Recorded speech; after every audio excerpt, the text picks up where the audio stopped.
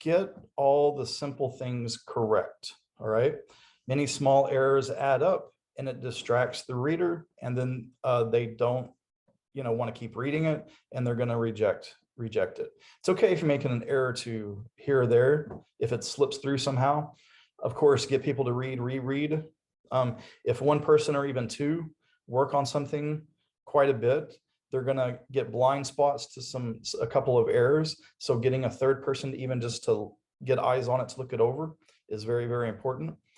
But yes, get all the small things correct. So for instance, italicize the long works, especially if you're sending this off to US schools. You need to do MLA, the Modern Language Association, where you're italicizing long works and putting quotations around short works.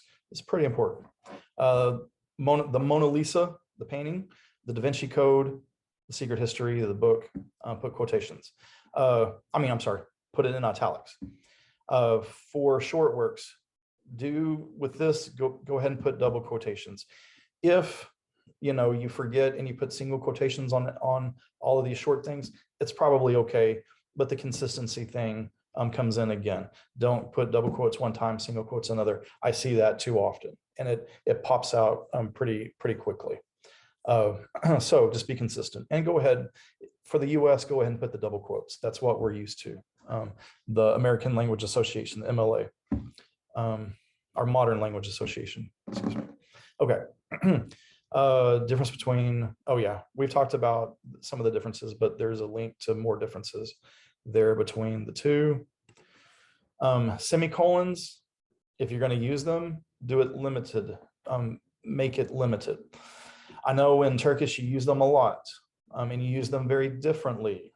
And yeah, if you've done the SAT grammar, you'll come to notice that very quickly. So you using it, only do it very limited, maybe once in your whole thing if you do it at all, but I would say stay away from it. Narrative doesn't use it a lot unless you're doing like a triad of something, but you shouldn't use it. Use full stops instead, better impact, less confusing. You might use these in more academic essays, but yeah, I would stay away. All right. Being grammatically incorrect, there's a time for that. So you should always it should never look like a mistake, but there is some poetic license. If you want to do a one-word sentence, like you said, I told my mom I would definitely make a great grade on that test, maybe. So using a one word, because you have more leeway on this one. But okay, you can use some fragmented sentences, ones that don't have subjects and verbs. Should be limited, and it should be obvious you meant to do it. All right. Next, here's some fragmented sentences. This shows where it becomes too much. The magic pole. That's what he needed, but how to get it? First the rope, then maybe the stake. Those should help. Mark nabbed the yards of hemp, tied, blah, blah, blah. See, clink, miss, clank, clank, miss, miss, clunk. There, all done. See, that's annoying. That's too much. It's way too much. Okay. So here it is much better written. On the ledge, high above, resided the magic pole. Mark needed it, and fast. Okay, short sentence. Makes sense. A length of rope tied to a heavy iron stake offered some of the support he required to climb the steep wall, etc. And then the bottom paragraph, clank, one word. That's good. The first shot bounced off the side of the canyon and dropped to the dirt. Mark reeled it in and tried again. Clank. Dang, still a miss. On the third try, clunk, the spear and stake dug into the stone. Okay, so there's a difference. Parallel structure is very, very good. This is when I knew that recognizing, understanding, and impacting the lives of the less privileged is the only way to survive in the giant ocean without drowning. So parallel structure, that's very much encouraged. Recognizing, understanding, impacting. That leaves an impact on the reader, right? And they know that you're good at writing and they want you in their university. The next one, the need for sentence length variation. So this sentence has 5 words. Here are 5 more words. 5 word sentences are fine, but several together are monotonous. Listen to what is happening. See, that's really annoying. But on the next one, now listen, I vary the sentence length and I create music. Music. The writing sings. It has a pleasant rhythm, a lilt, a harmony.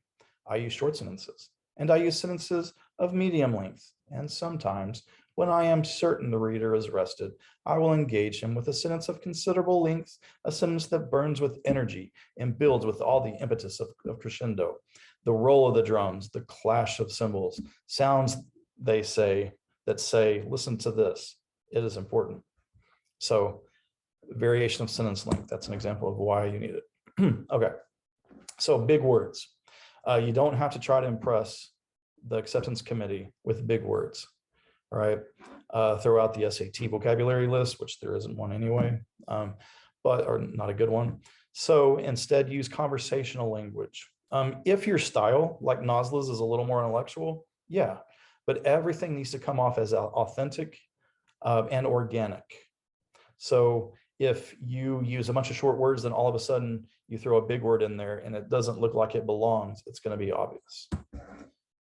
So yeah, here's the Mark Twain quote. The rules governing literary art require that the author shall use the right word, not its second cousin. So put the very specific word. Word choice. There are, however, great positive words that are encouraging. They're encouraged. Here's another article by Huffington Post. For instance, words like passionate, patient, persistent, poised, polite, popular, positive, has stage 3 presence, a problem solver, quick learner. So these have positive sounding words and they're good to put in there.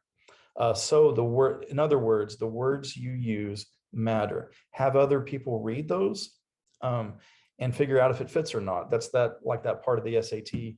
They use a lot of words that are similar, but only one really fits. You need to get other people to read to make sure that your word fits. That's why the SAT tests that. Okay. Then passive voice, it should not be used. That's all I'm going to say about that one. Don't use passive voice. Do subject verb, someone doing something. Don't say it was done, it had been done. Don't be passive. It's not going to be exciting at all. There are places and needs to use passive, but usually not in this essay. Don't forget it's a creative task. It's a, let's see, more than academic. There'll be some examples. But yes, if you think that you're bad at this, develop your voice with a journal. That's how most writers become writers. I did this when I was a kid. I wrote a lot.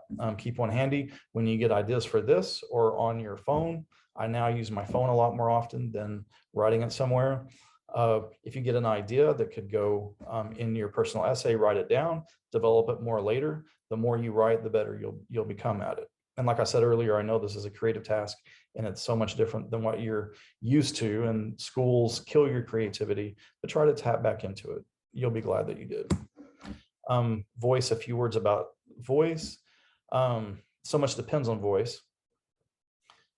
During the step of the acceptance process, the admissions committee doesn't have you right in front of them.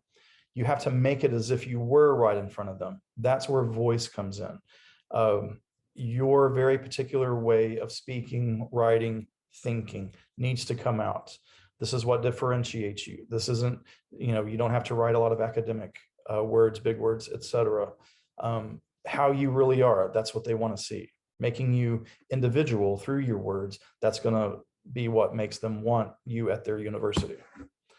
Okay. And yeah, MIT even says this. This is a quote from there. The essays are where you look for your voice, who you are, what drives you, what's important to you, what makes you tick. Be honest, be open, be authentic. You see their little parallel thing there, their triad. This is your opportunity to connect with us. You should certainly be thoughtful about your essays, but if you're thinking too much, spending a lot of time stressing or strategizing about what makes you the best, as opposed to the answers that are honest and easy, you're doing it wrong. Okay, and then here's where I was going to go to example essays. So that's pretty much, yeah, that's it. So that's pretty much it until we get to individually working on these.